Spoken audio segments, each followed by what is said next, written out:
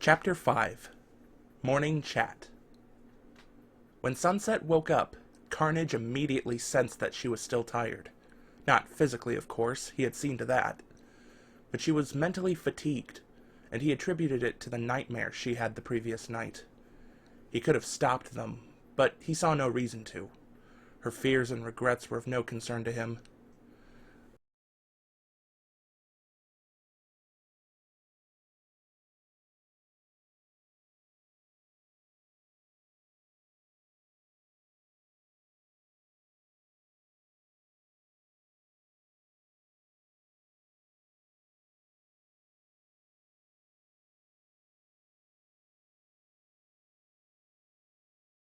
Good morning, He greeted her through their mental bond. Out loud, she gave a weary groan and said, "Yeah, good morning." She pushed herself up and spent a few moments rubbing the sleep from her eyes before fully climbing out of bed. Carnage expected her to continue complaining about what happened yesterday, but she didn't. Her thoughts instead focused on grabbing something for breakfast. He was fine with that. Sunset was on autopilot for the next few minutes as she poured a bowl of cereal and got a cup of coffee from the Keurig.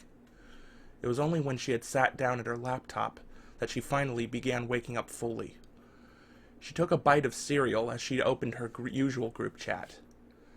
Immediately, she saw her friends discussing the news, and Twy, seeing she was online, pinged her and asked, "Did you see this?" Sunset moved the cereal aside and typed, "No, I just woke up. What is it?" Though just looking at the link gave her a sinking feeling. She knew what it was. Several people began typing, and then they were all describing the news report. A prison break-in right in their city, a monstrous creature rampaging through it. It was like nothing anyone has ever seen. The death toll was in the dozens, and there were many injured. Carnage purred with satisfaction. Sunset opened the link, and while waiting for it to load, typed in the chat, "That sounds awful. And that it was so close to us?" They agreed that it was scary. Rainbow commented that she was thinking of buying a gun. "The SWAT team's guns couldn't even hurt the beast," Rarity admonished her. "What could you possibly buy to defend yourself?" "I don't know. A tank? I'll find something." Sunset turned her attention to the news article. She scanned it, first wanting to see if there were any leads. She sighed with relief upon hearing none, and went back to read more thoroughly. It listed the time of the break-in and then described the sequence of events. The man in the gatehouse had contributed to the story. Apparently, his wrists were sprained, but he was mostly unharmed, though has felt woozy since waking up. But he explained everything he saw and how he was attacked. Various employees of the prison had offered their perspectives as well, and there were photos taken from security footage. Nothing graphic, but Sunset still felt sick upon seeing a shot of them with a wide grin on their face, blood dripping from their teeth. It almost blended in with the color of their skin, but it was just visible enough to make one shudder to behold. Carnage extended his head out of Sunset's side, commenting, "We did good." Sunset shot him a glare. "No, we didn't. Look at the mess we caused. I don't want to do anything like that again." Sure you don't. You absolutely haven't thought about who you can eliminate with our power. She shoveled some cereal into her mouth instead of replying, but Carnage still heard her thoughts on the matter and decided to address them. I know you thought about it, about how the world can be made better if certain people were gone. You and many people think about it. But you can actually do something now. Corrupt CEOs, greedy politicians who do nothing for their voters, religious fanatics, terrorists, gang leaders, remorseless criminals of all types. Together, we can destroy them. You want to do it. You want to make this world better. Clean up some of the garbage, Carnage began slipping a tendril around her shoulders, slowly forming it into an arm and a hand, knowing she would find that more comfortable. She briefly tensed against it, then relaxed. Though she stared straight ahead at her laptop screen, he knew she was listening. She had stopped eating. You and I, let's do something great. Let's be heroes. This was the way to get to her. Appeal to her sense of justice. Plant in her head the idea of killing some to save many more. It'll get him fed and make her feel like they were in agreement on something, keeping her from suspecting him. And once he was ready to put his plan into motion, he would be far too powerful to stop. After several moments, Sunset sighed. She reached to where he was holding her shoulder, briefly touching his hand. Her fingers twitched. She had expected it to still be a tendril. She swallowed and looked at his face, meeting his cold, opal eyes. It was hard to deny his logic. He seemed to sincerely want her to do what no one else dared to. But was it really justified? What gave her the right to be judge, jury, and executioner? Nothing gives you the right, Carnage stated. but you can still give it to yourself. Who would stop you? You saw what we can do. Nothing can stop us. Sunset took a deep breath and looked away. She finished her cereal while mulling it over, then took the bowl over to the sink and dropped it in. She returned to her desk and sank into the chair, looking up at the ceiling. Finally, she said, "Okay, you need food. I'm not going to let you starve, but we can't just behave like a wild animal. What happened last night was really messed up. They're going to be looking for us now. We'll have to be careful going out looking like we did before." Fair enough. I only got carried away yesterday because I was hungry. Won't happen again. And we can hunt outside of Canterlot. Avoid the fuzz. Sunset nodded. Right. And we need to make sure that no matter what, no matter how hungry you get, we never attack anyone who doesn't deserve it. Only the worst kinds of people deserve to die. Even then, I don't think anyone truly deserves that kind of fate. But we can still pick off the worst. Make small improvements to the world, hopefully. Of course. We'll only eat the worst. You are very wise. Sunset looked through the news article one more time and closed it, going back to the chat. "Wow, super messed up," she sent. They agreed, and asked if she knew what the monster was. She quickly said she didn't, and asked why she would. "I have a theory that it could have come from Equestria," Twy wrote, "since nothing like that exists in our world." "That you know of," Rainbow pointed out. Sunset groaned. She definitely couldn't let them know about Carnage now. She wrote, "I've never seen anything like that in Equestria. Well, minotaurs are big and strong like that, but that definitely was no minotaur." They were disappointed, but accepted it, and continued discussing the event. Fluttershy suggested that it was an alien. Applejack called that silly. With a nervous chuckle she was glad they couldn't hear, Sunset agreed that it was kinda silly, but not the weirdest thing they've dealt with. Eventually, the chat moved on, several of her friends getting into a meme war on a different channel, and she participated, wanting to distract herself. Carnage was a quiet presence the whole time, choosing not to go back under her skin and instead just watching her interact with her friends. He did that a lot, she's noticed. Just watched. But apparently symbiotes liked learning about their hosts. She just wished she could learn more about him in return. What do you want to know? He asked. Right, the mind reading. Which, speaking of that, so, hey, how come you can hear all my thoughts, but I can't hear most of yours? He was quiet just long enough for her to think he wasn't going to answer. But then he said, I'm experienced in bonding with hosts, and my kind is naturally good at filtering which thoughts and emotions cross our mental barrier. Meanwhile, most host species do not get practice in being mentally linked before meeting a symbiote, so they tend to shout every feeling they have at us. You must learn to keep your thoughts private. Put them in a box, or behind a wall. Everyone has their own metaphors to help them do it. Sunset wasn't sure how to do that, but she closed her eyes and began taking deep breaths as she focused inward. Ever since bonding with Carnage, she has been able to feel his presence in her mind. It was hard to describe, not quite tangible, yet solid, like a persistent song that just wouldn't go away, except there were no lyrics or notes to this presence, just a mass of confidence that she instinctively knew was a sharp, sapient mind. One that could talk to her in thought alone, share memories and knowledge with her, yet was its own entity that could also close itself off to her. With her eyes closed, it was almost like she could see him as a distant, yet recognizable red aura. She shifted her focus. She imagined her own mind as being surrounded by a fence, with a gate open to allow contact with Carnage's mind. She felt his amusement at the analogy, but he didn't speak. She closed the gate and mentally retreated, his aura seeming to fade. "Can you hear me?" she whispered in thought, nearly silent. There was no response. He was still paying attention to her, but he didn't seem to hear her thought just now. She tried again, wanting to get a feel for this private thinking. "Carnage, did I do it? Can you hear me?" She nearly jumped when he replied, but not with what she expected. Well, I think you figured it out. It was as if he was yelling to her over a wall, muffled but audible. I can feel your delight, but don't hear your thoughts themselves. Good job. Maybe one day you'll learn to do that with your emotions, too.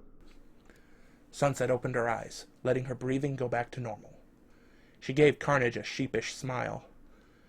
Yeah, maybe. He wasn't going to tell her that he could break through her mental defenses with little effort if he wanted. Let her have her false sense of security. He was still going to appreciate not hearing every single one of her thoughts. Anything else you wish to know about me? He asked. So, what's your home planet like? He conjured up images of it in their mindscape, inviting her to take it all in. Vast, and my people are many. What can I say about Clintar that couldn't be said about Earth or Equus? There are many different environments. There are jungles, rocky plains. We have plants and animals, though there is not near as much biodiversity there. We influence the evolution of most of the life. We live in symbiosis with the planet. But it is becoming crowded. Resources are scarce. Many of us left to find new planets to colonize. Some of us, like Riot's team, were more aggressive in our attempts to find a suitable world. Sunset frowned as she saw flashes of his memories. She saw him and his crew partaking in battles on many different alien worlds. She felt his insatiable drive to dominate. But your team has pretty much met their goal. They're all living happily back in Equestria, so no need to fight anymore. And if more symbiotes want to go there, I'm sure they'll be welcomed. I'm sure they will be, but this urge for power is still in my blood, as much as it is in yours. We can still be great. He didn't tell her he still desired conquest. She'll figure it out for herself soon enough. You really care about strength, huh? It's everything to us. She looked at his memories a little longer, and he was glad that she seemed desensitized to the eyes-on view of him killing the countless foes. Perhaps it was like a movie to her, like something not quite real. Or maybe she was just accepting of his past, as hers wasn't very clean either. He could relate to her in that regard. Then she said, "You've always worked for Riot, haven't you?" I was born into his team. He needed more forces. One of his best spawned me, and I pushed myself to be even stronger than them. And I succeeded. Riot saw me as his most promising troop. His demise was very unfortunate. Yeah, he was like a mentor to you, wasn't he? It must have been hard. But I'm sure Twilight wouldn't have done it if she thought there was a better way. Sunset could feel his disdain. She decided to change subject, focusing back on her computer.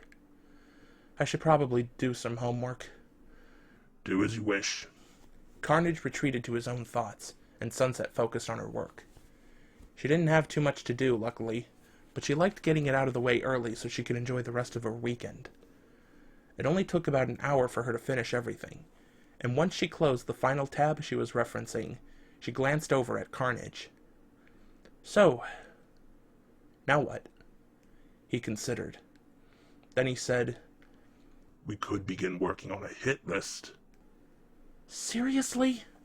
I'm still trying to get used to the idea of becoming some kind of vigilante anti-hero, and you're already suggesting we make a hit list? Why wait? Yesterday's meal isn't going to keep me sated for long. Fine. Sunset opened a Word document on her computer, paused, and then closed it. She opened a notebook to a blank page, and again reconsidered and put the book away. I don't want to make a physical list. Good instincts. It could incriminate you. Luckily, I can keep a list of whoever you decide to take down. We have excellent memories. Alright then. Well, the first few people who come to mind are kinda inaccessible. Sunset briefly thought through various leaders of different countries, before pushing those aside.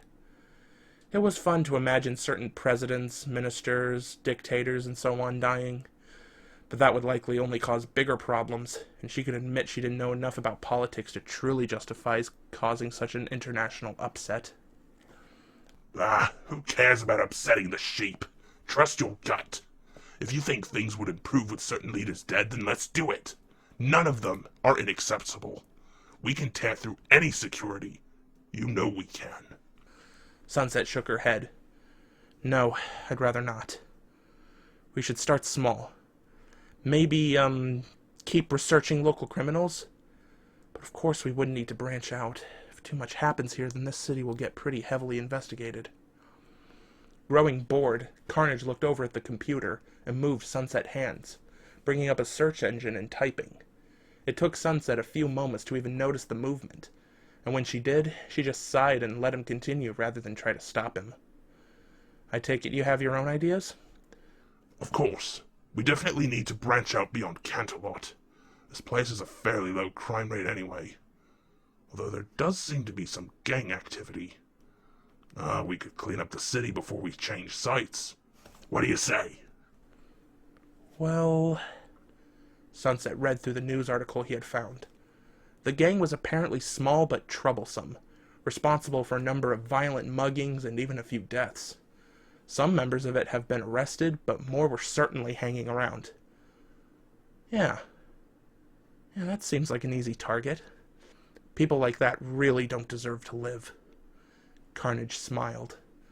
Already he was getting her used to the idea of killing those who she deemed below her. In his mind, the gang was righteous, using their power to get what they want from the weak. But he knew Sunset would have few regrets about killing them. Exactly. They don't. So on to the list. Add them to the list. Excellent. Carnage began prodding her into finding more and more targets, and with each person or group she deemed bad enough, his satisfaction with her progress grew. It was time for a new dominant power to take over this city, and soon enough, the world.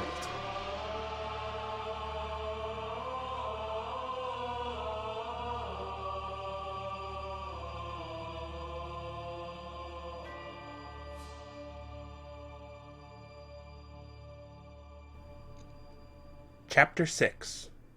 Time with Twy. Sunset spent the better part of the day working with Carnage to find a suitable list of targets she felt the world would be better off without. He was right when he said she had the power to change the world. Maybe it won't be easy, and her actions would no doubt weigh on her conscience. But if it was for the good of billions of other people, she would do what had to be done. They didn't physically write any of the names down. Carnage committed them all to his memory. If Sunset wanted to glance back at who they had so far, the information just easily drifted into her thoughts from his. Once she was satisfied with the list, she asked Carnage's help in thoroughly erasing her search history. He commented that she was being paranoid, but insisted anyway. It took him several minutes, as he had to research the finer workings of human computers that differed from symbiote tech. But once he figured it out, he was able to clear all the data relating to their search. I doubt any suspicion will fall upon you, Carnage said as he worked. No doubt countless people have looked up information on all our targets. They seem well known. But nonetheless, this will prevent any investigators from finding evidence you search for them before their deaths. Now, there are means by which the data can still be retrieved, but it would take a lot of work and they'd have to have probable cause for a warrant to begin searching your equipment. We aren't going to let that happen, though, are we? No, we won't, Sunset said confidently. She could admit she didn't know all the details when it came to criminal investigation, but she was sure she could cover her tracks well enough that suspicion wouldn't fall on her specifically. There was a good chance Canterlot would be investigated, even when she and Carnage widened their attack range, since that was the location of the first massacre. But it was a big city. Tens of thousands of people lived here and in the surrounding suburbs. She was just a drop in the pool. No one was going to suspect her. Deciding to get some fresh air, she pushed back from the computer and stood up. She changed into clean clothes and grabbed her keys, phone, and wallet before heading out. She felt the distinct tingling of Carnage hiding back under her skin. It was strange how used to it she was now. Her stomach rumbled as she walked outside, and she sighed, wrapping her arms around her middle. The hunger she wasn't quite used to yet. I'm telling you, Carnage whispered in her mind. There are fellow students here that would do quite nicely. No, she said firmly. Looking around, she saw another student giving her a confused look, and she gave him a sheepish grin and quickly walked away. She switched to thought. No, definitely not eating anyone here. We don't need to give the authorities reason to narrow their search from the entirety of Canterlot to the university. Fine. What are we eating, then? There's a little cafe over this way, she replied. I know you said it's not quite enough for you, but they have these really good chocolate muffins. I figured I'd get one of those and some sort of salad. Salad? Blech. You still have so much equine in you. I was going to get a chicken Caesar salad. Oh? That'll do. Glad that he had stopped complaining, Sunset went into the building. The cafe was near a shop where she got most of her textbooks and other supplies from, and there was a lounge area with several tables, chairs, and couches. It was a fairly popular area, and being the afternoon on a Saturday, she saw plenty of her fellow students hanging out in the area eating and chatting. She waved to a few people she knew from her trigonometry class and entered the cafe. She hummed quietly as she browsed the shelves, grabbing one of her muffins, but also looking to see if there was anything new. It all seemed like the usual items, but her hunger made everything suddenly much more appealing. She picked up a small bag of cheddar and sour cream chips before going over to the fridges, hunting through them before finding the salad she wanted and picking out a bowl. Want to pick a drink? She asked Carnage. The only thing I enjoy drinking is blood. Okay, Mr. Edgy. Sunset sighed and grabbed a strawberry soda before heading to the counter. She heard him laughing in her head and wondered if that was his idea of a joke. Or maybe he really was just that bloodthirsty. She didn't ask, though, just paying for the food and walking out. She decided to sit at a nearby table to eat, and as she took her phone out to set on the table next to her, it buzzed. She checked it and saw a text from Twy. Hey, turn around. She looked over her shoulder and saw Twy jogging toward her, grinning and waving. She had a laptop bag slung over her shoulder and a large textbook under her arm. Sunset! Hey! Sunset got up to greet her, and they exchanged a hug. Then Sunset stepped back and looked at the book Twy was carrying. Wow, you can knock someone out with that thing. Oh, definitely. Twy held it up so she could see the title. This is for my physics class. It mostly just goes over the basics, but, well, there are a lot of basics when it comes to physics. There are chapters in here about electricity, magnetism, heat, radiation, Newtonian mechanics. You know, just the basics. Just the basics, Sunset agreed with a laugh. So what are you doing over here? Well, I was about to head back to my dorm after studying at the library, but I haven't eaten since breakfast, so I decided to come grab something here. Twy looked at Sunset's table. I see you're having dinner here, too. Yep, dinner of champions. Sunset went back to her seat, moving some of her stuff around to make room. Want to join me? Sure. Let me just run over to the cafe real quick. Twy pushed the textbook into her bag and ran into the store. Sunset chuckled and pulled the lid off her salad, mixing everything and pouring the dressing on. Does it ever get strange, having to keep that Twilight separate from that pony princess one? Carnage asked. Sometimes, but they're just different enough that I can keep them apart pretty easily. Like, I tend to just call her Twy, and she wears her hair completely different, and she has glasses, and her personality is a little different too. But that makes sense. She grew up in quite a different environment from the Pony Twilight. Yes, nature versus nurture. Quite simple. So which one do you like more? What? I don't think about my friends like that. I like all of them. They're all unique. I can't compare them. It's apples and oranges. Yes, but you have an obvious preference between apples and oranges. That's not what I meant. Anyway, I like both Twilights the same. They're both wonderful friends, and I wouldn't be the person I am today without them. Sunset crammed salad in her mouth, watching Twy through the glass door to the cafe. She was at the counter, already paying, and when she turned to leave, she tried to push the pull door and just ran right into it. Sunset burst into giggles, coughing on her food. Twy hastily pulled the door open and walked out, blushing as she adjusted her glasses. Seeing that her friend had seen everything, she blushed harder and covered her face.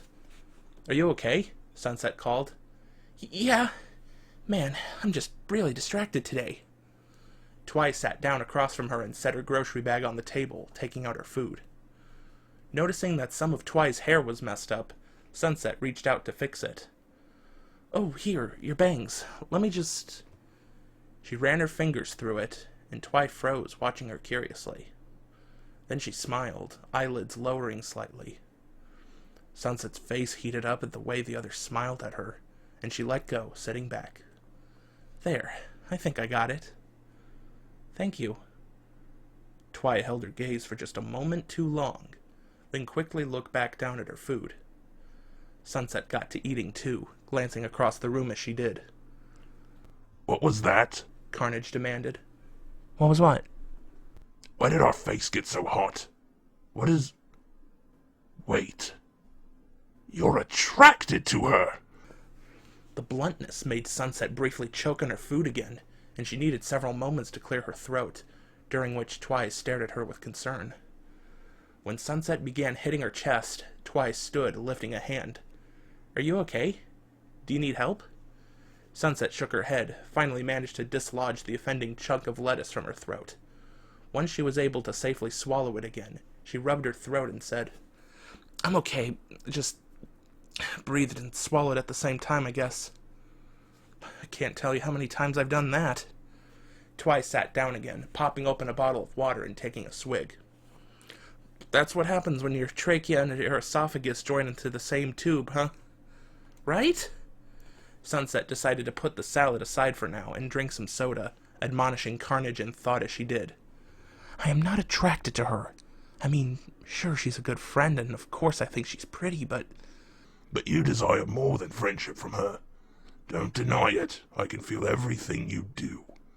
You're quite attached to this particular friend of yours." Carnage made note of that. He knew Sunset was close to all her friends, but Twy may be an especially useful vulnerability one day. "We have grown very close, and, well, I wouldn't mind maybe, going out with her. But we're both way too busy with school to do that." "Oh, of course. But you might as well be honest with yourself." Sunset started picking at her salad again. She was pretty honest with herself. If Twy wasn't so busy with her classes and homework and projects and everything else she had to work on, she would love to date her. But right now that just wasn't happening, and she was okay with that. She was happy to have her as a friend. She and Twy talked about their classes while they ate, but Twy soon changed subject to the attack on the prison that they had spoken about that morning. "I can't tell you how many times I watched the footage," Twy said. "I really want to know what that monster was. In a way it looked almost like a human, at least in the shape. But it was so tall, and then there were all those tendrils it was whipping around. Are you sure there's nothing like that in Equestria?" "Very sure," Sunset replied. Well, either it's an unknown being from your world, or an unknown being from ours. It didn't seem magical like some of the creatures we fought. Maybe Fluttershy was right. Maybe it is an alien. Imagine that. First contact, and it's with some giant monster that wants to eat people. Twi sighed and picked up her phone, opening the browser. Let me see if there are any more updates. Whatever it is, I hope it's gone for good, Sunset said. She really wished she could share Carnage's existence with someone, but she absolutely couldn't tell her human friends now. There was no way they would trust him or her after what happened.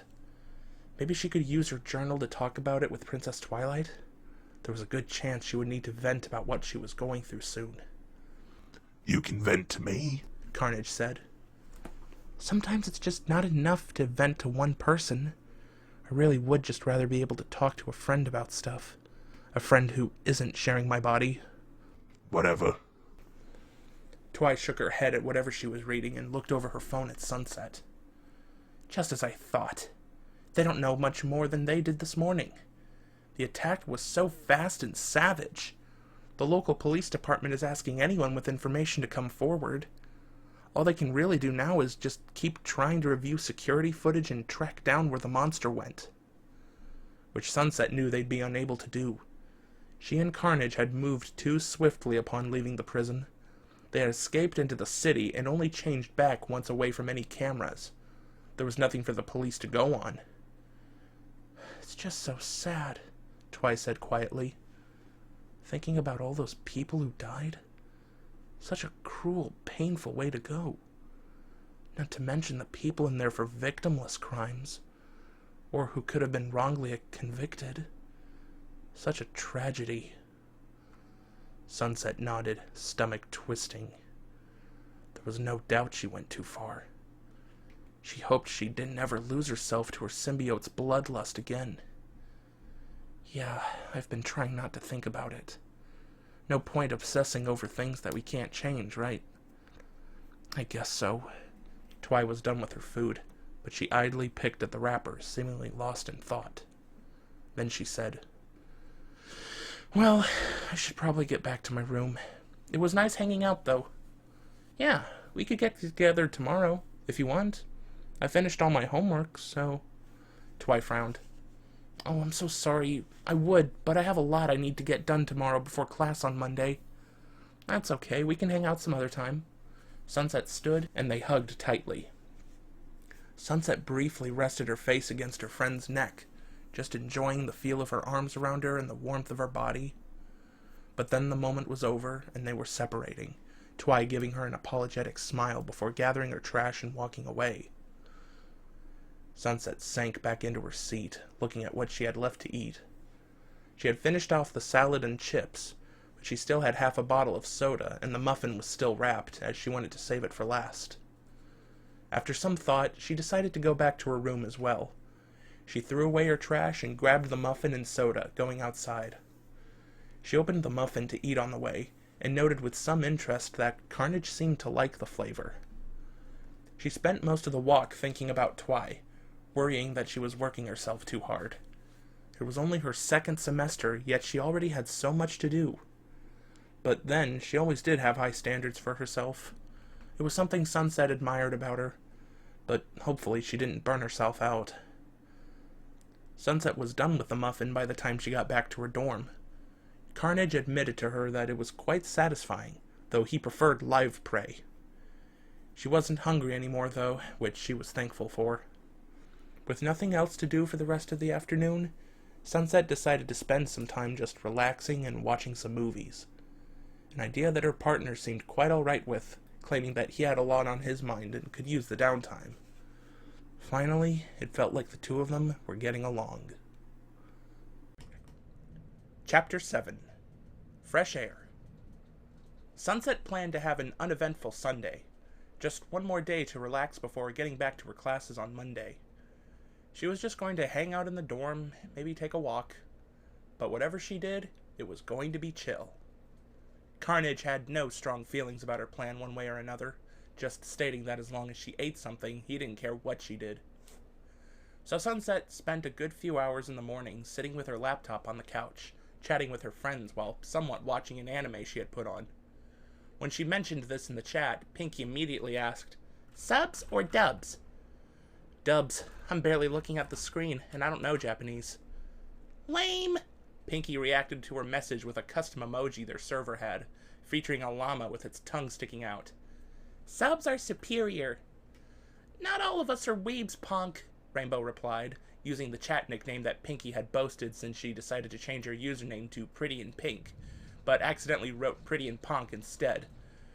Her friends refused to let her live it down, but luckily she found it as hilarious as they did. "You don't have to be a weeaboo to appreciate the Japanese language," Twy wrote. "I wouldn't mind learning how to speak it." "Weeb," Rainbow said. Sunset chuckled. She chatted for a while longer, but things died down within the hour as Twy left to do work and Rainbow headed out to exercise. Pinky said she was going to lurk, but was mostly going to be gaming. Fluttershy and Applejack weren't even online, which really only left Rarity. She didn't seem to have much going on, but also didn't have too much to talk about. She and Sunset discussed classes for a while, then talked about news and politics, before finally getting into a playful argument about fashion. Rarity was certain that bedazzling was going to be back in style, and while Sunset liked a good shiny outfit herself, she still disagreed and made jabs about bedazzling never being in style. It was all in good fun, and Rarity said she had to go soon, as she had promised to hang out with her little sister, which left Sunset as the only active member of the server. She had other servers she visited, but wasn't in the mood to check them out right now. She put on her headphones and played dubstep as she browsed some of her favorite websites. This occupied her for about an hour, but once she caught up on everything, she sat back and sighed, staring at the ceiling. "You're bored," Carnage thought to her. "What gave it away?" "We don't have to sit here. We can go for that walk, explore the city." "Maybe. But then again..." Sunset slid open the desk drawer and took out her magical journal. She set her hand on the cover, smiling as she thought about all the talk she's had with Twy using it. Carnage groaned. "You just spoke to her not too long ago. I'm sure a princess like her is quite busy." "No matter how busy she is, she always makes time for her friends." Sunset flipped the journal open to a blank page. She looked back at the last conversation she had with Twilight, and then at the empty page again. She reached for a pencil, but hesitated. What should she talk about? Her bonding with Carnage was big, of course, but she felt something like that was better said in person. "You don't need to do that. You tell her, and Venom will know I'm here, and he and I..." "Yeah, you have some kind of bad blood you won't tell me about, I get it. But I can't keep you secret from everyone. Twilight trusted me enough to tell her about her symbiote. I should show I trust her as much by telling her about you. I'm sure she's been wondering about you. They must know you're missing." "I'm hoping they assume I'm dead so they don't look for me." "Why are you so keen on hiding your identity?" "That's personal. Tell the princess I'm with you if you wish, but I don't like it." Sunset looked at the page. She wanted to write about it, but she found herself unable. She didn't want to do it, though. She didn't want to do it through what was basically an interdimensional text. No, this news really did need to be said face to face. She'll wait for her next visit to Equestria, or Twilight's next visit here. Then she'll tell her. She'll tell her everything. Instead, all she wrote was a brief greeting asking if things were going well, and letting Twilight know everything was good for her and her friends. It wasn't much, but Twilight always appreciated updates that let her know her student was okay. After a few minutes, a reply came. "That's good to hear. Not much has changed here. Spike went and played Ogres and Oubliettes with Discord and Big Mac as usual, but he of course took his symbiote Lasher along, and apparently they had a lot of fun. Lasher really got into it. Venom and I might go to their next game." Carnage popped his head out of Sunset's side to look at the page with his own eyes. "Of course Lasher would be into silly games." The reply continued. "Phage and Scorn, they're bonded to Applejack and Celestia. Have been working on repairing the ship the symbiotes came in, and they said they're making good progress. I sometimes go with Venom to help out too, but other than some of us being bonded to aliens now, things are normal. Nothing too exciting so far, but I think Scream and Discord are going to get into a fight any day now. Scream's with Fluttershy, and they're quite the duo." "What's Scream like?" Sunset asked Carnage. "Highly entertaining. Loud, vicious, takes no shit. A joy to battle alongside. Whoa, to think someone like that matched with Fluttershy? Sunset wrote to ask Twilight what Discord and Scream were going to fight about. The answer didn't take long to appear. Scream likes to butt heads a lot. She's easily riled up, and you know how Discord picks on every pony. He needled her about something she apparently took personal because she started cussing him out. He thought it was hilarious and poked at her more, and she was about ready to tear right out of Fluttershy to go after him. We all told her it wouldn't end well, but she keeps threatening him anyway. Carnage burst into wild laughter. That's the Scream I remember. A different handwriting perhaps, appeared on the page. The ink was used heavily, running slightly, and Sunset instinctively knew it was Venom writing to her. Scream liked to settle things with fights. She refuses to understand that Discord could end her immediately. It's been tense. He said he'll stop picking on her, but he'll gladly start again if she ever grows a spine. It was all fun and games. Until she threatened to beat him with Fluttershy's. Then he got pissed. Sunset sighed, and Carnage laughed even harder. Sunset wrote, Scream is bonded to Fluttershy. She has to know how protective he is of her. She knows. She disregarded it. Scream is quite hot-headed. Twilight's familiar writing appeared on the page under Venom's. But that drama aside, things are good. We have to go, but you take care of yourself. I will. Thank you. I'll write to you later. Sunset set the journal down and stood. Wow. Sweet Fluttershy bonded to the craziest sounding symbiote. Poor thing. Scream isn't crazy. Scream is proud. She defends her honor no matter what. Even against cocky reality warpers. That's fine, but I'm hoping she's willing to face the consequences of trying to fight cocky reality warpers. Bah. It won't harm her if it would make Twilight mad. And she seems quite protective of the other symbiotes. Maybe. But what if one of them starts threatening her friends? I think she'd stand up to them, even if that means letting Discord teach them a lesson. That's the thing about Discord. He doesn't have to hurt you physically to get a message across. Ah, he prefers psychological torment, does he? Delightful. Sunset didn't like the clear pleasure Carnage felt at the thought. Yeah. So I hope Scream and Discord settle things peacefully. Fluttershy will probably be able to help them with that. She's good with conflict. She went to get a granola bar out of the cabinet. Alright, I think I do want to walk outside for a bit. Good. Let's go. Carnage gave her back a hard pat and disappeared under her skin. Once she finished the granola bar and collected her stuff, Sunset headed out. She made sure she locked the door behind her, then went downstairs and outside. The temperature was moderate, the sky cloudy, but still letting sunshine through. It would likely rain tomorrow. She walked around the campus for a while, occasionally jogging to stretch her legs, but mostly just listening to music with her headphones on and people watching. At Carnage's suggestion, she decided to leave the campus, going into the city. It was a quiet day, but then maybe people were unsure about being outside after what happened on Friday evening. Already we've made an impact, Carnage whispered. Imagine what else we could do together. People are afraid now, but one day they'll walk without fear, knowing they're protected, that if they behave right, they'll be allowed to live. Okay, that's pretty authoritarian. Call it what you want. It's justice. The strong, us, will form this world to our liking. Those who are left alive are left by our mercy. I guess, but it sounds so bad when you say it like that. It's how things have always been. Your people just like to sugarcoat it. But those with power have always controlled the weak one way or another. We're just going to be direct about it. And things will be good. His voice was brimming with so much confidence that Sunset found herself nodding along. We will have a prosperous society here. You want that? I know you do. Trust me. An absolute utopia would be impossible. But Sunset wanted to get as close as she could. If sacrificing some could protect more, someone had to do it. She could do it.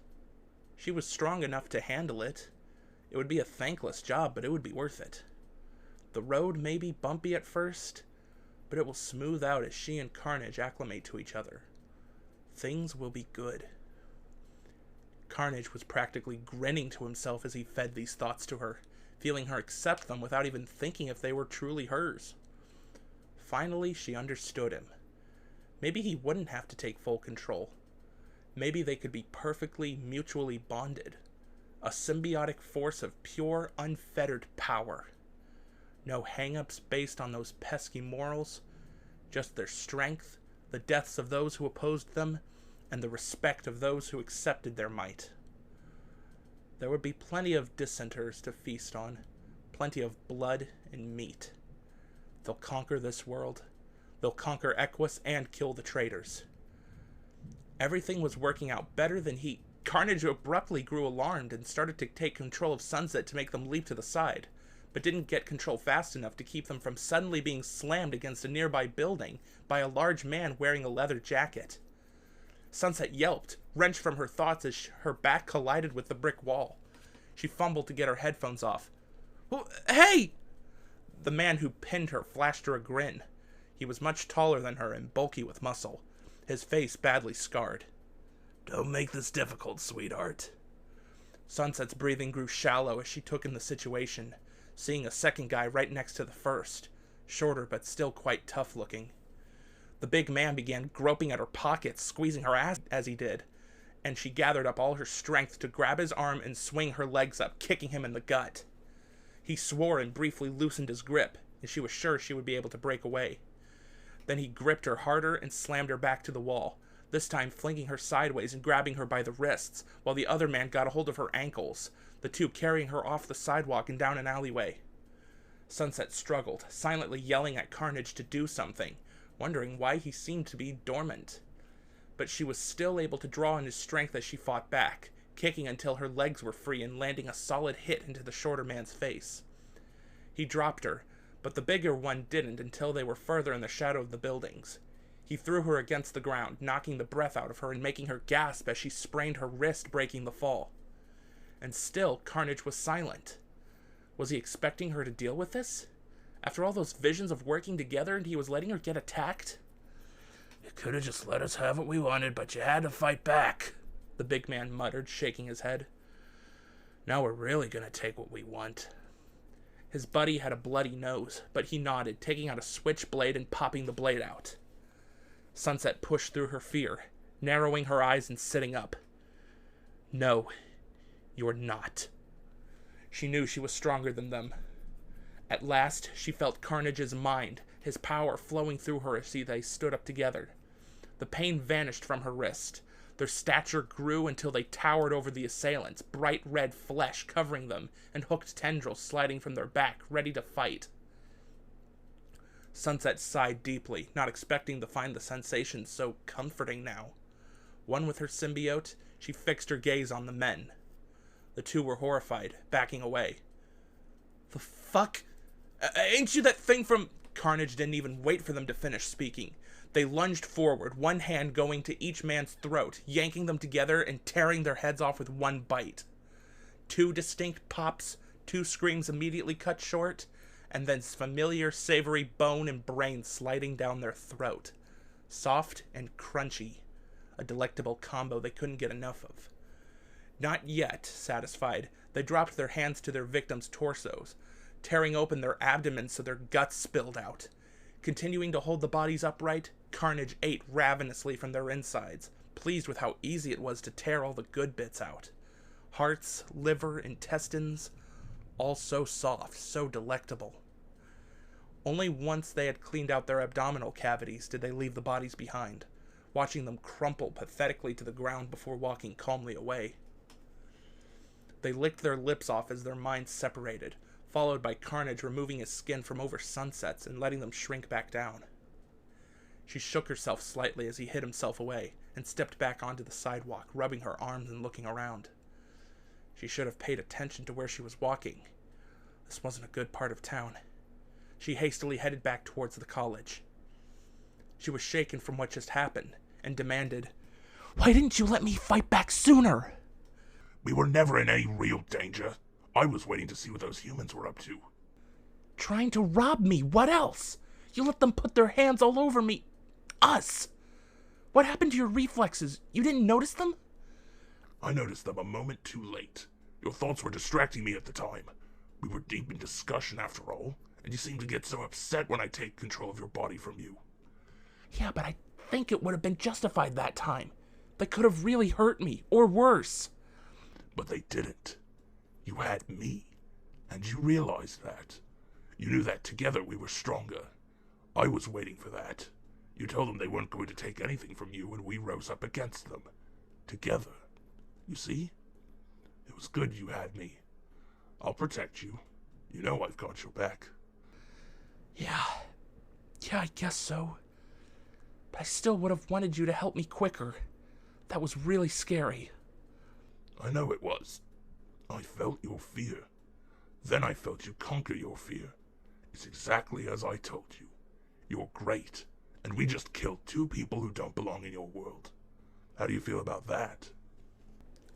Sunset wasn't too bothered by their deaths. Not after the way they assaulted her. She wasn't sure what all they were going to do to her in the alleyway, but there was no doubt in her mind it was going to be violent. Those people have likely done it before several times, and now they were dead. She was a little grossed out by how quickly she had gone with Carnage's urge to eat their insides out, but she felt no remorse. Now they would never harm anyone else. I feel good. Maybe their bodies will serve as a warning. That's the spirit. You're well on your way to becoming the hero you know you can be. The one you need to be, who's willing to get her hands dirty to make the world better. Don't ever forget what you've learned today. I won't. As long as you don't forget we were attacked because you were paying more attention to our talk than our surroundings. Keep us safe, and I'll keep us fed. Whatever you say. Now, do you really want to go back to your dorm already? Or would you like to go back to that bad part of town and lure in more criminals to take care of? Sunset paused, gazed into the distance toward the college, then looked over her shoulder at where they just came from. She certainly couldn't ignore her outrage over the attack. She's heard plenty of horror stories of college students being mugged and assaulted out this way. And now she was in a position to do something about it. After some thought, she turned on her heel and went right back the way she came. Why not? She had a whole afternoon to waste, and plenty of rage to exhaust. Chapter 8. Unexpected Friendship. The incident with the muggers seemed like a stroke of bad luck. Sunset walked around for a while without encountering anyone else with criminal intentions. Other pedestrians were few, and often moved quickly to their destinations. She stayed away from where she was attacked before, not wanting to be singled out as a suspect if the bodies were found. Which there was no doubt they would be soon, she hadn't exactly hidden them. Still, even as she casually strolled down roads she had been warned to avoid, lingered outside shady businesses, no one else touched her. Well, this is boring, Carnage remarked. Shockingly, most humans are actually decent people. I'll keep looking around for anyone up to no good, but I doubt the same thing will happen to us again in the same day. Canterlot is a very safe city. Apparently. Though, hey, that young lady walking towards us looks quite distressed. Oh? Sunset focused on their surroundings again. She was walking toward another young woman who looked to be college-aged, with green eyes and long red hair. She was carrying a few grocery bags and looked quite harried. Then Sunset noticed the car cruising right next to her, someone leaning out and yelling at her. She was clearly trying to ignore the catcalling, but the guy was quickly growing agitated with her lack of response, and even the driver was shouting, apparently amused by the whole thing. Sunset's blood immediately boiled. She's heard about this sort of thing happening, but never expected to see it for herself. It was such a vile lack of respect for others. Sunset jogged ahead and greeted the woman, who got between her and the road, walking next to her. "Oh hey, who's your cute friend?" the heckler called. "Why don't you two hop in? We'll give you a ride." "They won't go away," the woman complained to Sunset. "Don't worry, I'll deal with them." Sunset turned and shouted, "Fuck off!" That seemed to briefly surprise the two, But then they just laughed and the driver said, "Love me a girl that's fiery. Come on, don't be a bitch," the passenger said. Sunset reached through the window and grabbed him by the throat, forcing his friend to slam the brakes.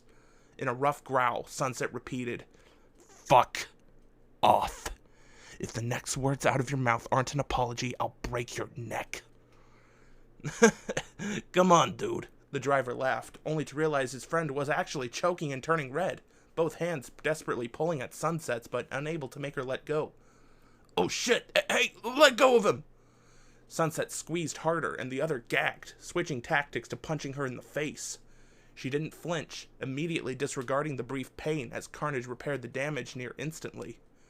"Okay, sorry," the driver yelled. "Just let him go." Sunset loosened her grip, looking at the passenger. "Do not ever harass people like that again. Now when I let go, you're going to apologize, and you and your friend are going to drive away." He nodded, eyes bugging out slightly. A few blood vessels seemed to have burst in them. Sunset released him, and he wheezed for breath, rubbing his throat and hoarsely saying, "Sorry, we were just having fun. We didn't..." Sunset drew back her fist, and he quickly continued, "Won't happen again." He turned and hit his friend's arm. "Dude, go! Get me away from her!" The driver hit the gas, and the car pulled away. Sunset flexed her arm and sighed, then turned to the woman. "You all right?" Yeah, they were just following me for a while and kept trying to get me to take a ride from them. I was so scared they were going to stop and kidnap me. "I'm sorry you had to deal with that. Where were you heading? I can walk with you."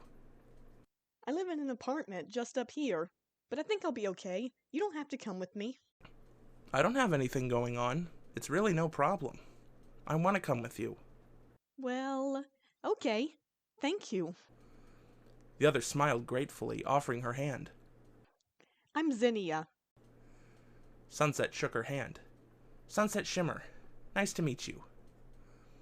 They walked together, Sunset making up an excuse about weightlifting to explain why she was so strong, and Zinnia commenting that maybe she should get some weights. Also pepper spray. "Might need a taser around here," Sunset commented. Zinnia laughed. Yeah, things are usually okay around this time of day. But sometimes, there are jerks like those guys who are following me. Plus, there's this one woman over near the convenience store I go to who always looks like she wants to pick a fight. I think she's in a gang or something. I don't know. I just try not to look her in the eyes. "Really? That's crazy." Yeah, but she doesn't really seem interested in me most of the time. I think she tries to target tough-looking people, and I'm, Zinnia gestured to herself. not. "I think you're pretty tough. You didn't give those assholes back there any attention, and that takes a lot of strength." I wish I was brave enough to yell at them, though. I was just scared what might happen. "That's understandable. You put your safety first. That's brave to me. But hopefully they don't bother you again. Or anyone else." Yeah. Zinnia pointed to an apartment building half a block away. Oh, here's where I live. Well, thanks again for the help. That was really awesome of you. "No problem. I couldn't stand by and do nothing." Sunset stayed with her until they got to the door. "All right, you take care of yourself." Sunset opened the door for her. I will. You too. Zinnia stepped inside. She then hesitated and looked back at Sunset. So, sorry if this is weird, but would you maybe want to hang out sometime?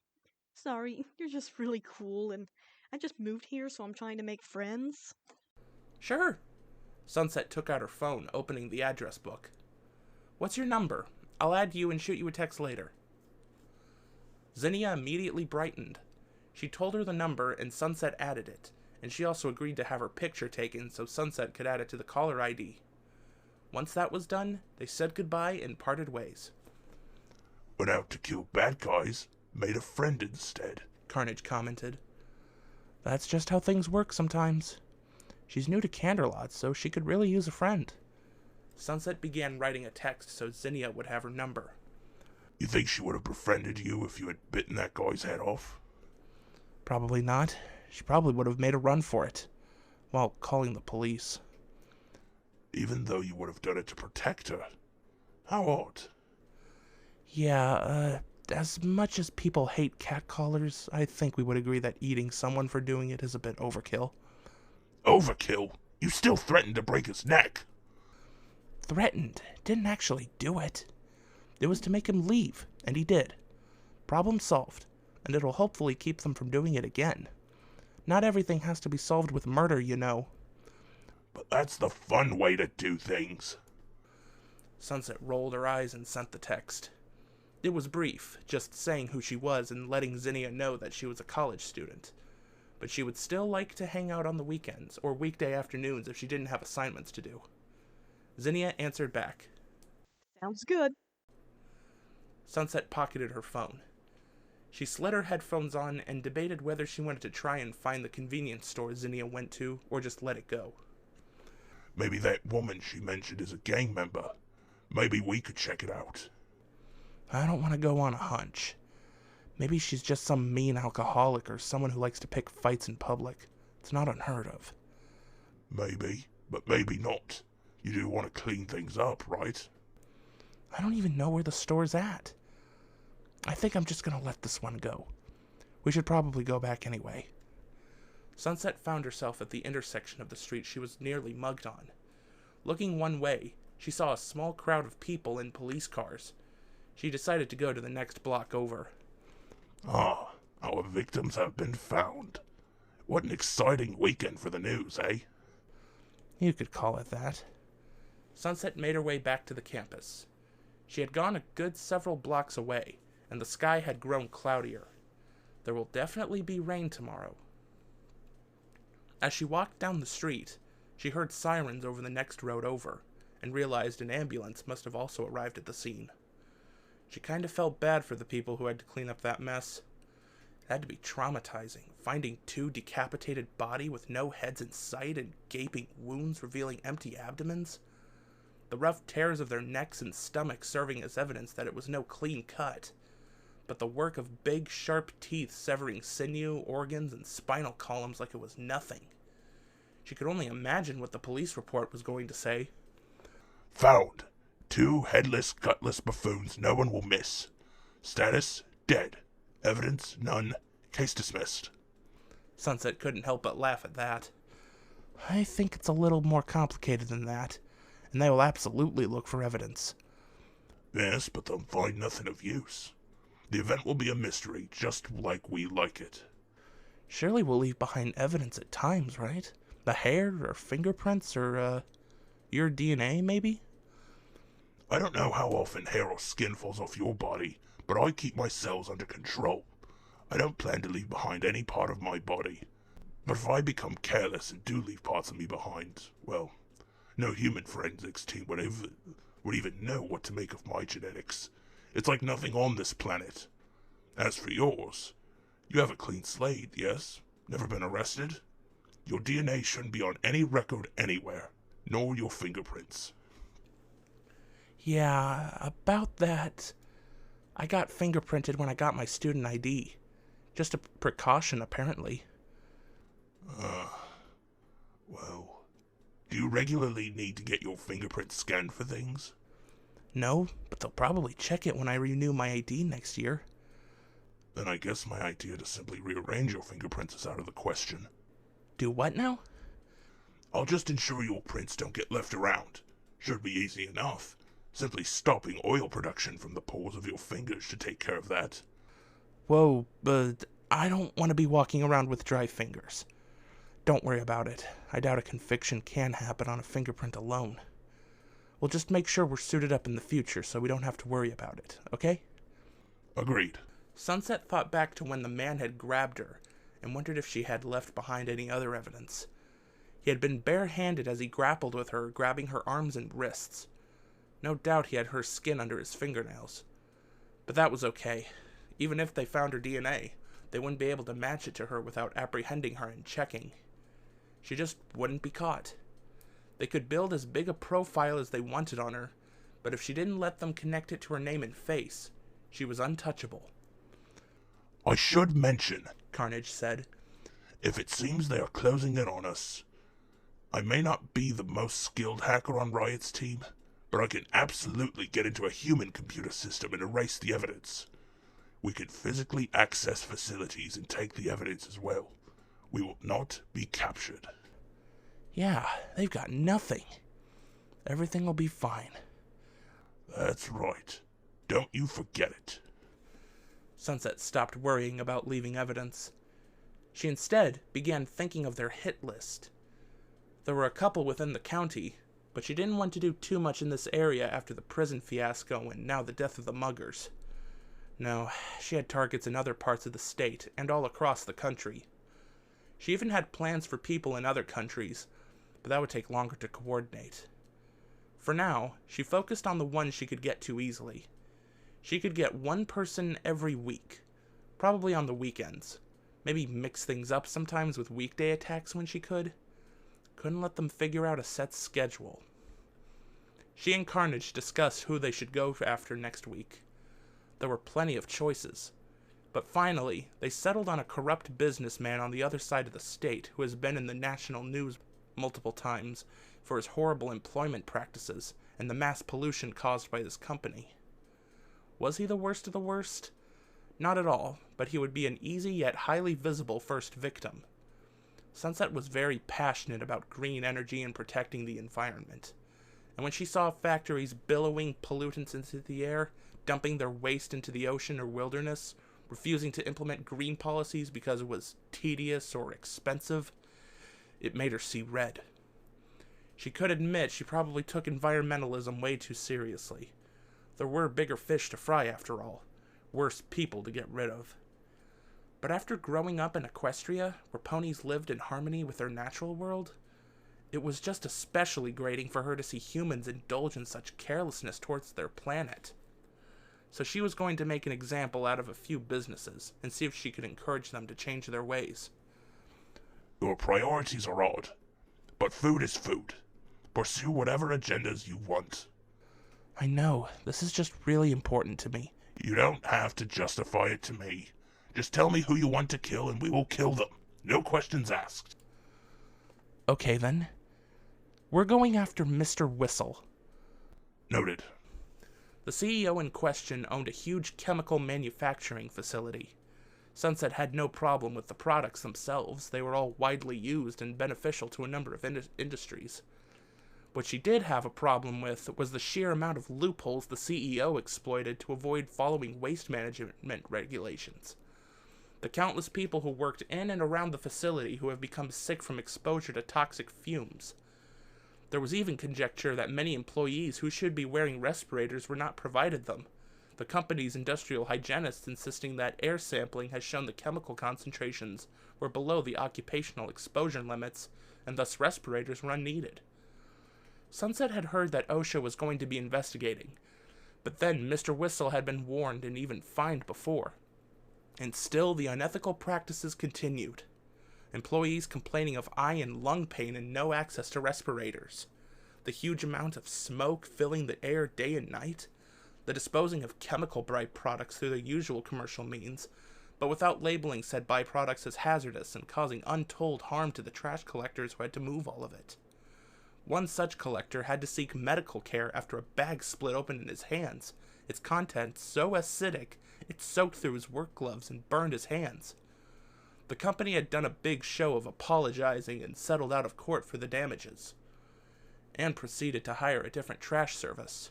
Because of course they didn't have the money to change their practices, but they could absolutely keep paying fines and legal fees to prevent being shut down. It was all disgusting. No more. She was going to confront Mr. Whistle, and the company was going to have a major reform, one way or another. Why hasn't your government done anything about such blatant violations? Because the company has the money to pay off who it needs to. Because every time a bill gets proposed that could force the company into following stricter regulations, it gets lobbied against and fails to pass. Because profits and convenience are apparently more important than lives. Well, aren't you passionate about this? I can't say I fully understand, or care, but I will gladly eat the businessman. Is he big? I hope he has a lot of meat on his bones. He's a portly-looking guy, yeah. Yum. Next weekend. We'll go on Saturday. He'll be at his office, and we'll take him down. And you're absolutely sure you want to make our second big attack an environmentalist thing? Gotta start somewhere. After him, we can deal with some famous politician who got away with rape or the leader of a big gang or something. Whatever you say. They had arrived back at the campus over the course of their conversation. Sunset headed up to her room and laid on the couch, using her phone to look up the latest news on Mr. Whistle and his company. He was still getting in trouble, it seemed, and still he refused to take basic steps that would immediately improve the livelihoods of his employees. So be it. She set the phone aside and gazed at the ceiling. Maybe she was overreacting, but this was something she was willing to fight for in pursuit of her better world. And with Carnage, she was going to do it. Chapter 9. Coffee and Conversation. The next week of college classes went smoothly. Sunset turned in various assignments, got some work back with good scores, and even had to take a few tests. But mostly, she just had to get through hours of lectures. She dutifully took notes and filled out her planner in each class, wanting to keep track of everything she had to do.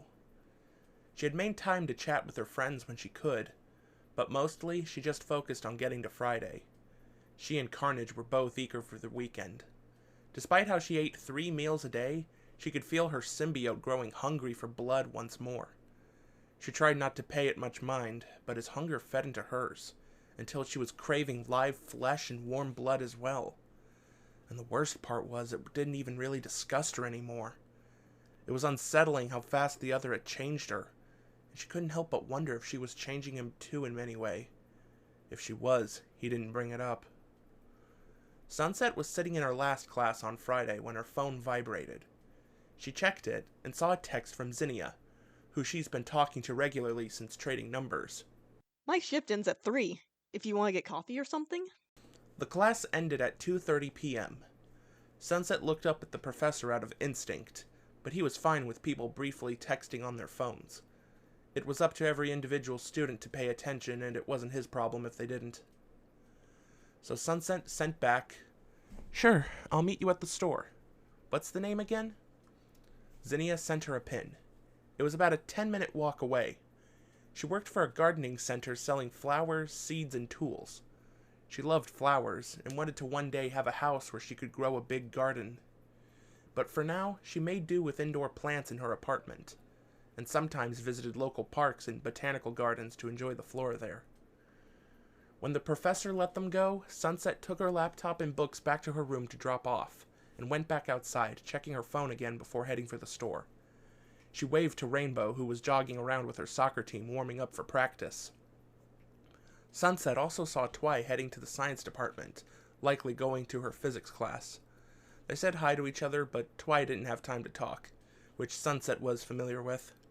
She didn't finish classes until about 4 even on Fridays. And then usually she went to the library or sought out additional tutoring. Sometimes she even tutored people herself. She often wasn't back at her dorm until 6 or 7, maybe even 8. But she didn't seem stressed over it, at least. She was happily busy. Sunset was familiar with most of her friends' schedules. Pinky wouldn't be on campus today at all, instead working at the bakery, since Fridays were often busy. Rarity would be done for the day by now, but was probably hanging around with her fellow fashion major friends. Fluttershy was likely in her intro to animal care class, and of course AJ was handling business at her family's farm. Sunset took her time getting to the store, knowing Zinnia was probably busy right up until the shift ended. But even walking slow, Sunset got there 10 minutes early. The store had a decent number of customers. She went in and wasted time browsing the potted plants. The store was small enough that she could hear Zinnia an aisle over talking to a customer about roses. The customer moved along and Zinnia walked back toward the front counter, not seeming to notice Sunset. Sunset quietly followed her. She got right behind her when she stopped to adjust a display, waited for a moment, then loudly said, "Hey, I got a question about zinnias." Zinnia jumped and turned around, and then laughed. Oh, hey!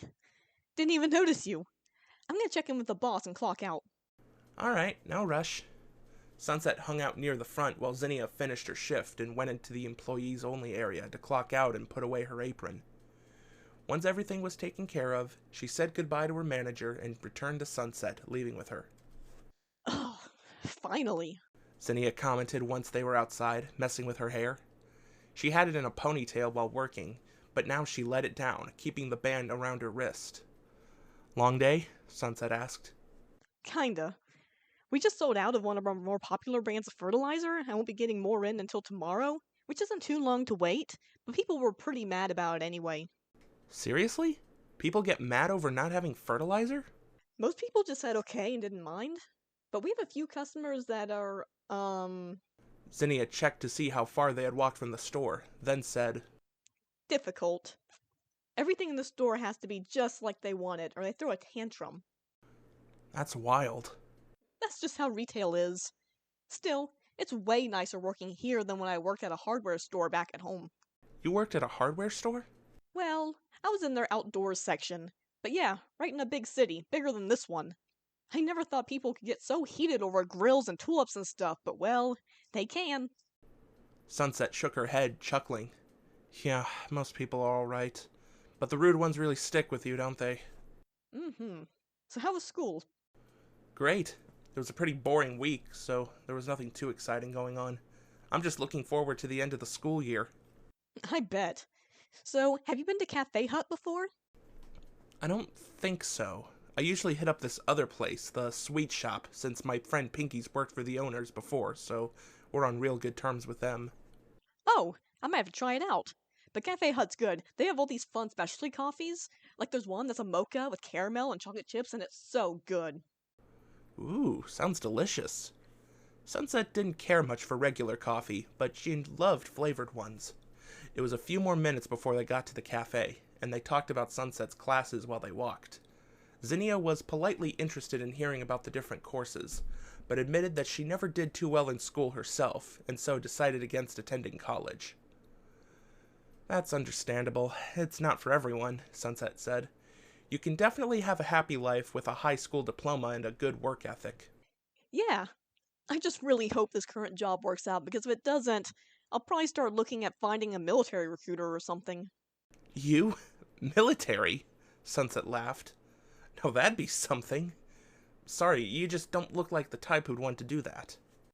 I don't, not really, but like, it's a backup plan. Definitely a last resort. I getcha, Sunset nodded, and idly wondered what Zinnia's pony counterpart did for a living.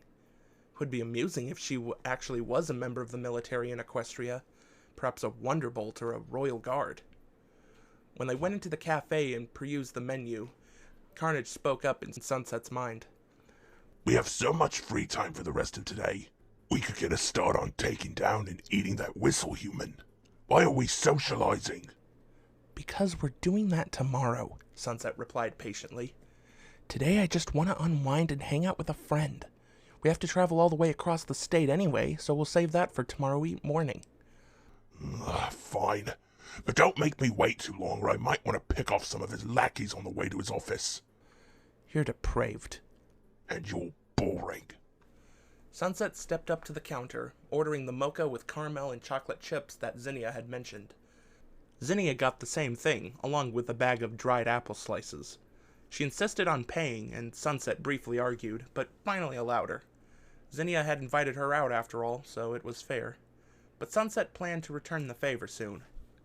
Once they had their coffees, they found a table in the corner of the room to sit at and continued talking. Sunset told Zinnia about her past, as it was something she's always wanted to be upfront about. Zinnia was sympathetic toward her, though definitely confused about her being from a world full of sentient equines and creatures that humans considered mythical. I know it sounds weird, but that was my home, Sunset said. But now I have a happy life here, and I wouldn't change anything. She told her about the friendships she's made since that fateful fall formal, and how much good she and her friends have been able to do for this world.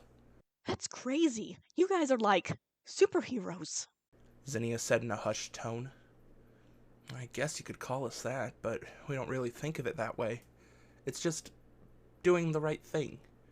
We all have such special gifts due to bonding with equestrian magic, and we want to use our powers for good. So cool that you guys can do all that. I'd heard stories, but never thought I'd actually meet one of you. I think I'm gonna go online later and look up all the news about you and your friends. You'll find plenty. Sunset blushed a little. It was still strange for her to think about how famous she was. Once she desired nothing more than everyone's obedience and adoration. Now she knew how overwhelming popularity could be. So she did her best to just be humble and not draw attention to herself in public. Zinnia took a long sip from her cup and gazed around the room, and Sunset did too, taking in the decor. The small shop was quite cozy, with a fireplace, couches and armchairs, and various paintings on the walls. Though the place was small, it was popular. Most of the furniture was in use, people hanging out with friends or just using their laptops or reading. After about a minute of companionable silence, Zinnia said, So, any big plans for the weekend? "Huh? Oh, nah." Sunset looked back at her and grinned. Just, probably gonna relax, get homework done and stuff. Usual. I work tomorrow, unfortunately. Zinnia sighed. Then she brightened. But after that, I have Sunday off, so I'm gonna relax too. We could go do something if you want. When Sunset considered, she quickly added, Or not. Sorry. I shouldn't just assume you'd want to do anything. "It's okay," Sunset assured her. "I was just thinking if I had any plans with the rest of my friends." "Oh, you know what? I think you should meet them." Really? Zinnia's eyes widened. All your friends? "Sure. Or some of them that don't have anything going on, I guess. I'm sure they'd love to meet you." Oh wow. Meeting Canterlot's heroes. That's so... Yeah, if they're cool with it, I'd love to meet them. Zinnia's eagerness was endearing. Sunset took a drink to hide her smile, opening her chat app on her phone so she could hop into the server she shared with Twy and the others. "Here, let me see what they're all up to and we can arrange something." Thank you. Zinnia replied softly. Sunset glanced at her and stared when she saw the other's eyes glistening with tears.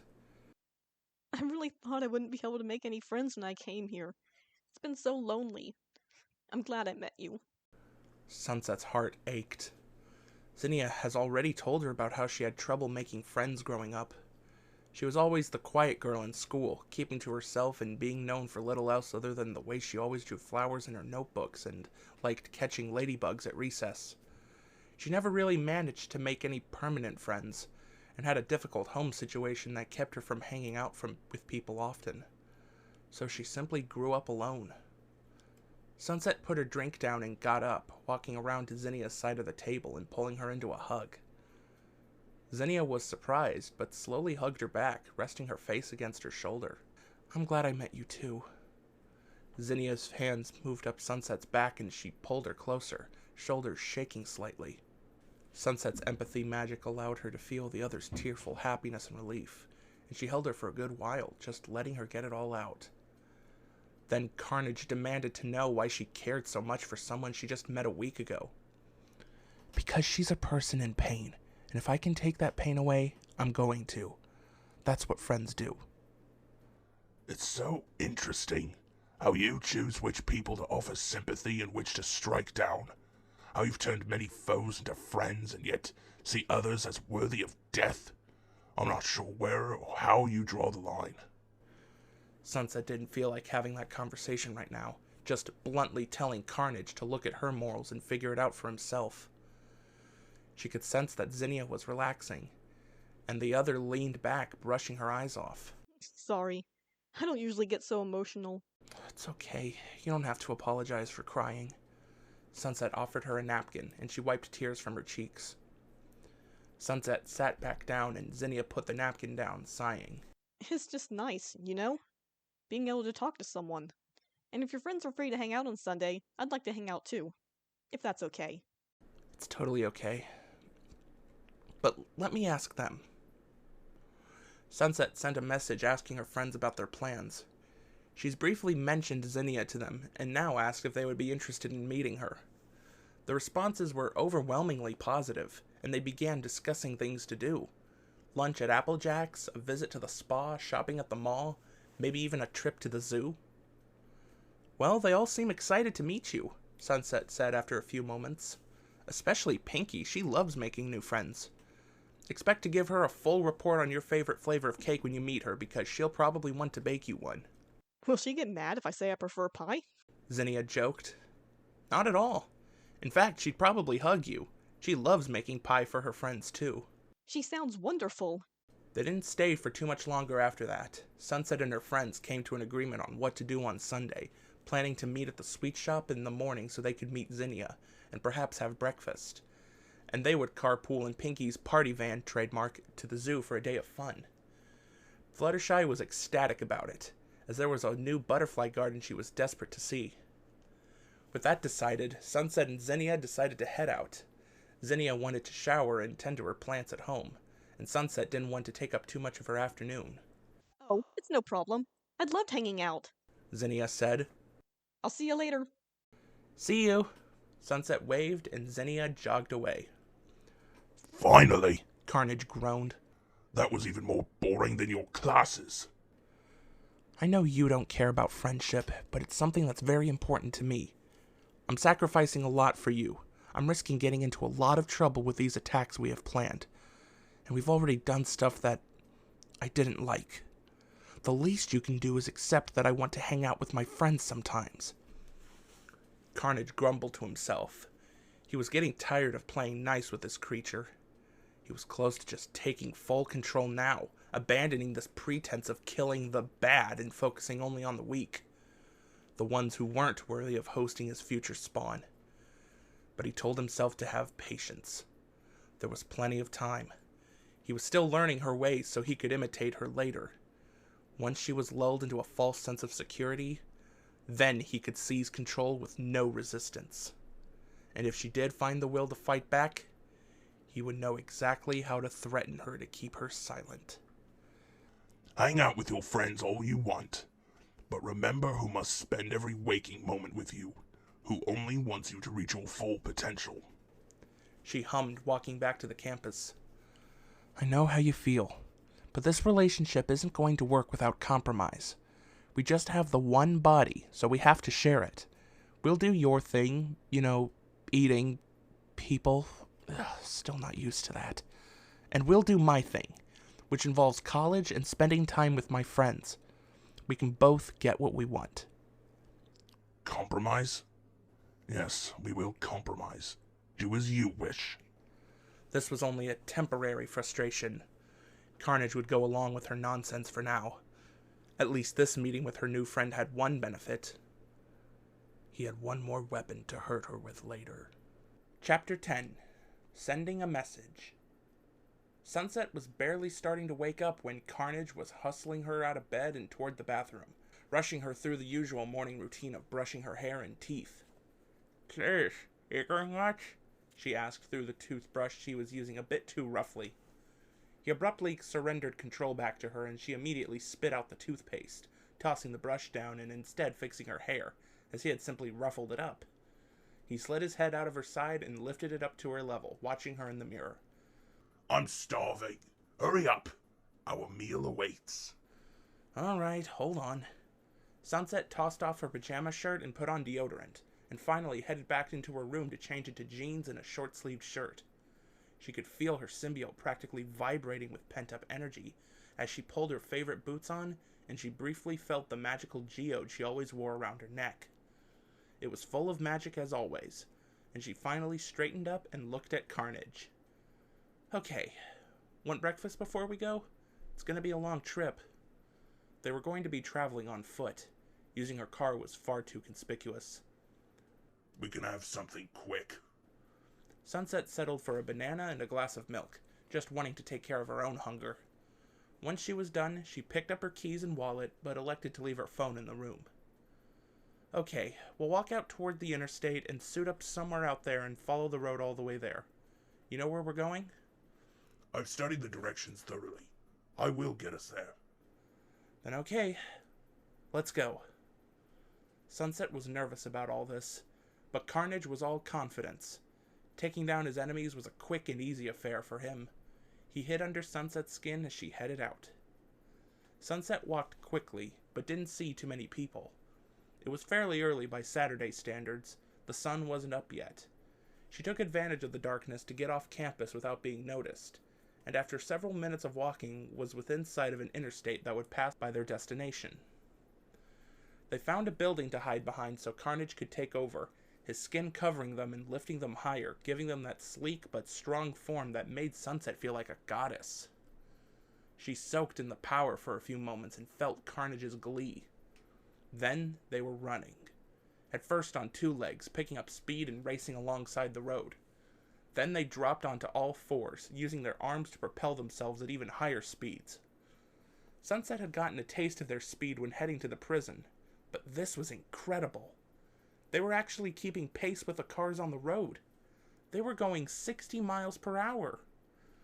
We'll be there in no time, they thought smugly. Then Sunset thought, we aren't exactly hidden like this. That's fine. Once we get out of this city, there are trees along the road. We can hide there. But when there are no trees, we'll just run. Let them try to catch us. Sunset began watching the cars just out of curiosity. Carnage's senses were so acute that even with their attention on where they were running, she could still make out the people in vehicles passing alongside them. A good number of the early morning commuters just seemed entirely focused on driving, but some were shooting them confused glances, and more than one passenger was outright staring at them. Some even took their phones out. Nothing to do about that. Carnage just kept running, and Sunset figured the video quality would be pretty grainy in this light. She focused back on the run. It was exhilarating. They regularly had to pass on and off ramps, which they would usually just jump clear over. For the bigger intersections just off the interstate, they would simply charge across the road, leaping over cars and laughing as people beeped and floored it to get out of the way. But finally, they were out of the city, and their surroundings turned rural, sometimes going for more than a mile before passing an exit. Trees grew up on each side of the interstate out here, and they ran through them, weaving skillfully between tree trunks, though the occasional smaller tree just got shoulder-checked. Sunset was shocked at how easily they reduced whatever they hit to sawdust. You should see what I can do to a body when I don't feel like eating it. Sunset didn't at all want to see that, but she got glimpses of his memories anyway, and she could feel his amusement at the various horrors he's carried out against his enemies. He was the most sadistic person she's ever known, and she again regretted allowing him to bond with her. But she supposed that it kept him from bonding with someone much more susceptible to his will. If he wasn't with her, he could be with someone who just allowed him to run around and kill daily, indiscriminately, laying waste to everything in sight. She knew he had the drive to do that in him, but she was holding him back. As long as he stayed with her, she could protect as many people as possible from him. They were approaching a small town that sprung out over the interstate. The trees ended, and they were out in the open again. The interstate rose up onto an overpass, and they stayed on ground level, once again jumping over cars and startling drivers and pedestrians. Dawn was breaking, so people could see them much more clearly, and there were screams. Sunset winced as she heard what seemed to be a car crash somewhere behind them, and hoped no one was hurt. They're fine. Onward! The trip passed with little trouble. At least, nothing that Carnage considered trouble. They were simply going so fast that they were there and gone before people really knew how to react to them. At one point, they had to cross a road to an on-ramp, which a police car happened to be traveling along. The officer slammed on his brakes as he saw Carnage approaching and started to open the door, and Carnage just grinned and slid across the hood of his car rather than jumping over it. They heard the panicked shouts of the cop calling for help on his radio, but he didn't try to follow or shoot at them. Only a few minutes later, police cars were pacing them on the interstate nearby, and they could see a helicopter in the distance. Carnage wasn't concerned. Sunset was a little nervous, but she trusted the others' judgment. They could deal with anyone that tried to confront them. They went through the woods and over lines of traffic as often as they could, evading police cars but unable to shake the copter. It never shot at them, though, and odds were no one on it was armed. It simply followed, reporting their location back to the pursuit vehicles. Sunset suggested they take a more rural route, saying they could head miles away from the interstate and then turn back towards the city, just to lose the heat. Didn't want their target getting scared and going into hiding. Carnage agreed. They left the busy highways behind and ran across fields, and spotting a river, they dove into it and traveled upstream.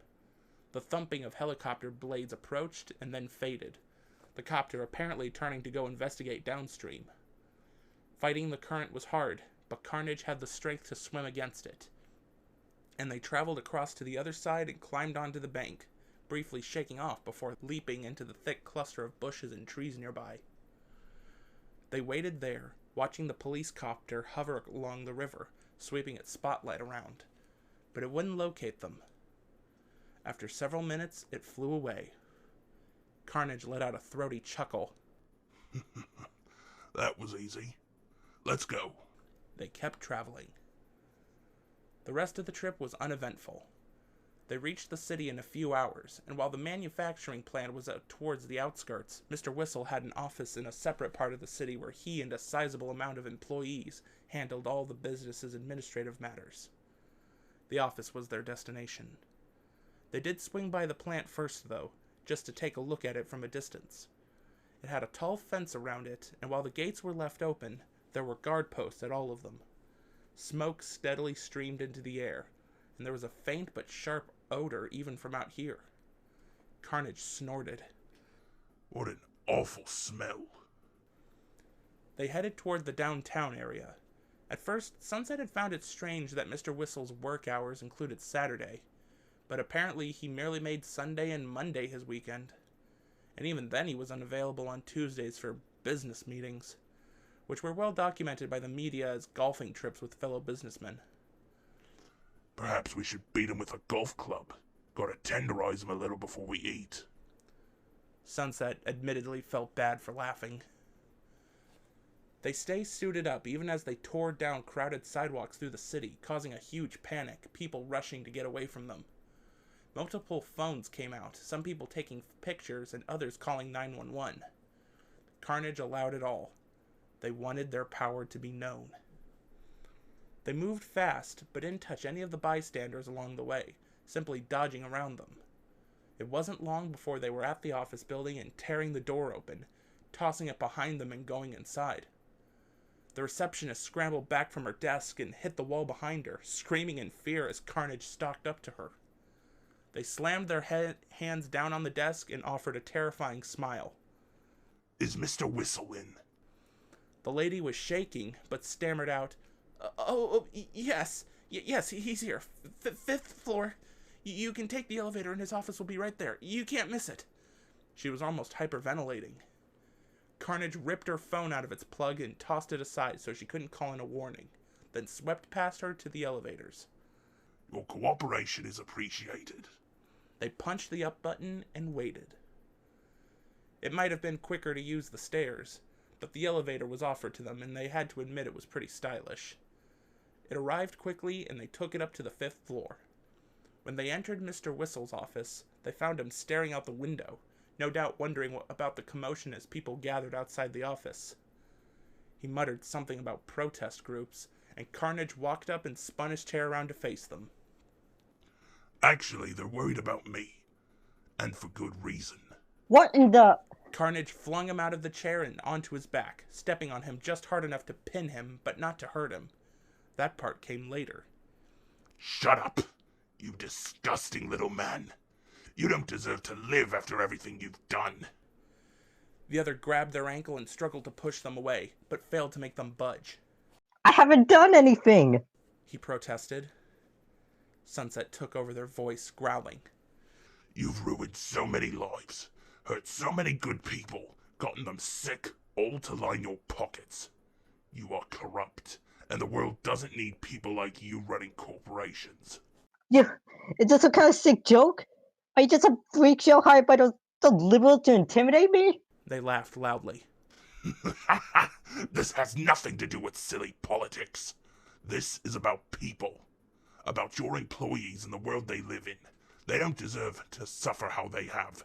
You could fix all their problems, but you don't. So we're making an example out of you. Noise behind them indicated that other employees have arrived, someone yelling that they had called the police. Carnage just kept smiling. Oh, good. Witnesses. They put their foot down and straightened, pulling Mr. Whistle up by the neck and turning to face the door. This man has done so much wrong, Carnage stated, giving him a shake. We're setting him right. This is what happens to those who destroy this world. They made sure they could see the light of at least one phone camera recording them, and lifted Mr. Whistle high, dangling him over their jaws. Laying it on a little thick, aren't you? Carnage asked Sunset. I want to make sure people know why we did this. I don't want to be misunderstood. Put me down! Mr. Whistle flailed, kicking them as hard as he could, but it didn't harm them in the slightest. You psycho! I mean it! Put me down? If you say so. Carnage dropped him right into their mouth, feet first. Even opening their jaws as wide as they could, they had to do some chewing, tearing apart flesh and swallowing before using their hands to cram him down further. The screaming was music to their ears, and their audience panicked, several people breaking away to run. There was retching and sobbing, and Carnage would have cackled if their mouth wasn't full. Their prey begged between agonized yells and desperate gasps for breath, but no help came. No one dared step into the room. Carnage snapped through the torso, and their meal wheezed and then went silent, lungs collapsing, and then being swallowed altogether. Once the heart passed Carnage's teeth, that was it. He was still and easily swallowed the rest of the way. The fresh meat was a delicacy after going a week without, and the taste made them purr with satisfaction. Licking their lips, Carnage turned to the door and crossed the room in a couple bounds. The few remaining bystanders flinched away but seemed too scared to run. Carnage demanded, Who's the second in command? There were soft murmurs, and they repeated their question in a much louder voice that seemed to shake the building. It's the Vice President, someone yelped. Mrs. Shade. She was next to take over the company if something happened. And is Mrs. Shade in today? Carnage asked. I think she ran down to the lobby. Carnage immediately ran for the stairs, screaming the lady's name. Many more employees verified she had gone downstairs, and by the time they reached the lobby, nearly everyone had left the building and were gathering outside across the street, while police cars surrounded their entrance. Carnage stepped outside and immediately had several guns aimed at them. An officer with a megaphone demanded they stand down. Carnage just examined the situation, determined their weapons to be useless, and called, Mr. Whistle is dead. His horrendous actions have cost him his life. Let this be a warning to all those who emulate him. Mrs. Shade, step forward. The crowd tittered, and people looked around, and a woman in a suit cautiously moved toward the front, but stayed behind the police line. What does that monster want with me? She asked the nearest cop. He gave her a helpless look, but Carnage heard and moved forward. The cop shouted more warnings, but they ignored it, strolling up to the barricade and saying, The company falls to you now, yes? Yes? Do not make the mistakes of your predecessor. They grabbed the front of her suit and yanked her up, baring their teeth so she could see the blood running down their mouth. Or you will meet the same fate as he did. She gulped, going pale. What do you want me to do? Correct the company's safety violations. Follow proper procedures. Go green. Place people over profits. Do not ever sacrifice employee health for production again. Got it. I'll change things, I promise. Then we're done here. Carnage was gentle in setting her down. She still immediately backed up against the nearest cop, leaning against him in a daze. Sunset was thrilled at how well this had gone. This will definitely make an impression. She told Carnage they could leave. He was annoyed at only getting to eat one person in exchange for letting her push her message, but cooperated, turning to go. The cops tried to stop them. Several lashes of their tendrils, and every vehicle and officer was shoved aside, clearing a space for Carnage to sprint out. They scaled a multi-story building and began jumping across roofs, easily getting away from the crowd and dropping back down several blocks away, running back towards Canterlot. They decided to stop at an abandoned farmhouse along the way just so they could hide out and relax for a few minutes. Getting inside the place was easy, and they kicked up a layer of dust as they walked across the floor. It's probably been empty for at least 10 years, plants crawling up the walls and cobwebs everywhere. Carnage removed his skin from over Sunset, and she immediately grinned at him. "We pulled it off!" Of course we did. "No one did anything to stop us. That was so easy." It was. I told you, we're unstoppable. They didn't even know what to do to us. It would have been foolish of them to fight, and they knew it. Everyone was so scared of us, but we did a good thing. It's sad we probably traumatized the ones who stuck around to watch us eat that guy, but things will be a little better without him. And those people recording will probably share those videos. Everyone will know why we did it, and maybe it'll make an impact. I'm sure you'd be quite pissed if nothing changed whatsoever after all that. Yeah, but come on, who wouldn't change their ways if they knew some big monster would attack them for it? The ones who will inevitably decide this was some big publicity stunt, propaganda, whatever you want to call it. True. I guess some people will see it that way. But we'll keep doing things like this. Mr. Whistle was just to start things out. We can get much more obvious scum. We can get governors, congressmen, world leaders even. Leaders of drug cartels and gangs, rapists and child abusers. We can take down people that should be behind bars but aren't. You gotta eat, so the least I can do is give you people who have hurt others. And well, I'm sure one day there won't be anyone left that's worth killing. I still see the overall good in humanity. I want to help people too. I believe in redemption, don't get me wrong, but maybe by then we'll be close enough that you can feed on that, what did Twilight call it? Phenethylamine? No? Carnage scoffed, but kept a neutral voice as he replied, Perhaps. "Never going to happen." So, yeah, I think we can do so much good together. And you don't feel bad about this? Are you finally learning that the weaklings, like that man, deserve to be prey? Sunset thought about it and said, "I'd be lying if I said I didn't feel kinda bad for him. But he was a crook. He had his chance to be a decent person before and he refused it. So all of that was just karma catching up to him." Well, this is a welcome change from you crying after we feed. I hope to see more of this side from you. I still find your stances on what's good and bad confusing. But if you're willing to kill, I'm willing to eat. This is working out quite nicely. Sunset was glad to be finding some common ground with the other. She hadn't expected to bond with him over murder, but it was something. She still sometimes got a crawling sensation under her skin when she looked at him, and his lust for power made her wonder if he'd want to go back to enslaving despite telling her he wouldn't. But they were making this work, and she was sure those feelings would pass in time. She started to reach for her left pocket where her phone often went, then remembered it had been left in Canterlot.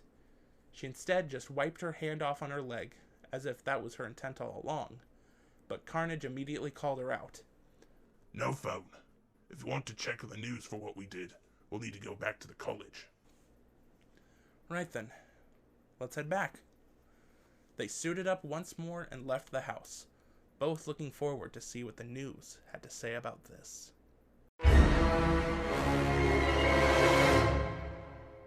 Okay, that's pretty authoritarian. Call it what you want. It's just SHUT THE FUCK UP! I apologize, I was talking to the thunder. Sorry, I'll do that again. We have so much free time for the rest of today. We could get a start on taking down and eating. I need water. Fuck it. Zinnia got the same thing, along with a bag of dried apple slices. What the fuck? Dried apple... What? I'm sorry, it's been a while since I've been to a Starbucks, but dried apple slices? What? Wait, those are... Hang on. I know I'm messing up the reading, but... Dried apple slices. Are those a thing, or is it just more hipster Oh my god, those... What the fuck are those? They look like flattened onion rings. Oh, that is... This is coming from a guy who likes to dip pizza in ranch dressing. Try it. Don't laugh at me. You'll like it. I also like macaroni and cheese with ketchup, but that's a whole nother story. Okay, I'm done clowning around. Let's get back to it. Put me down! Jeez, there's fireworks outside. Oh my God, are you serious? Yeah.